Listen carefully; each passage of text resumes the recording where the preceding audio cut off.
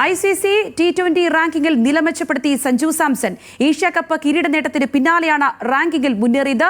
പുതുക്കിയ റാങ്കിങ്ങിൽ 8 സ്ഥാനങ്ങൾ മെച്ചപ്പെടുത്തി സഞ്ജു 31ാം സ്ഥാനത്ത്. അതേസമയം തിലക് വർമ്മയും അഭിഷേക് ശർമ്മയും തൽസ്ഥിതി തുടരുകയാണ്. വിവരങ്ങളുമായി ഗൗതം ആമ്രകുജം ചേർന്നു. ഗൗതം, സഞ്ജുവിന്റെ ഈ റാങ്കിംഗ് വിശേഷങ്ങൾ അതെങ്ങനെയാണ് ഗൗതം?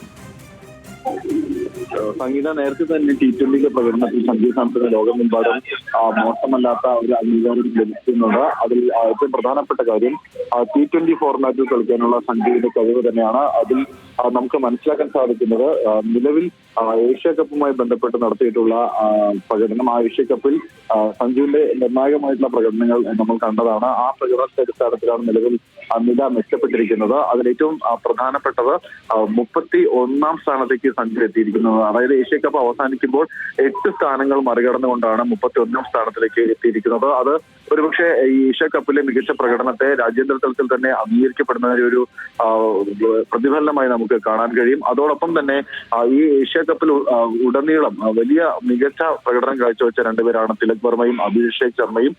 ഇരുവരും 3ാം റാങ്കിൽ തന്നെ തുടരുന്ന സാഹചര്യം, 2ഉം 3ഉം റാങ്കുകളിൽ തുടരുന്ന സാഹചര്യമുണ്ട്. അതോടൊപ്പം തന്നെ എടുത്തു പറയേണ്ടത് ഈ T20 ഫോർമാറ്റിൽ ഇന്ത്യക്ക് ഈ ഏഷ്യ കപ്പിന് ശേഷം ഉണ്ടായിട്ടുള്ള മാറ്റമാണ്. ഒരുപക്ഷെ ഈ ഏഷ്യ കപ്പിലെ മുഴുവൻ മത്സരങ്ങളും പരിശോധിച്ചു കഴിഞ്ഞാൽ ടീമിന്റെ കെട്ടുറപ്പിൽ ഈ താരങ്ങൾ, പ്രത്യേകിച്ച് സഞ്ജു സാംസൺ, അഭിഷേക് ശർമ്മ, തിലക് വർമ്മ എന്നിവരുടെ പ്രകടനം അത് നിർണായകമാണെന്ന് നമുക്ക് മനസ്സിലാക്കാൻ സാധിക്കും.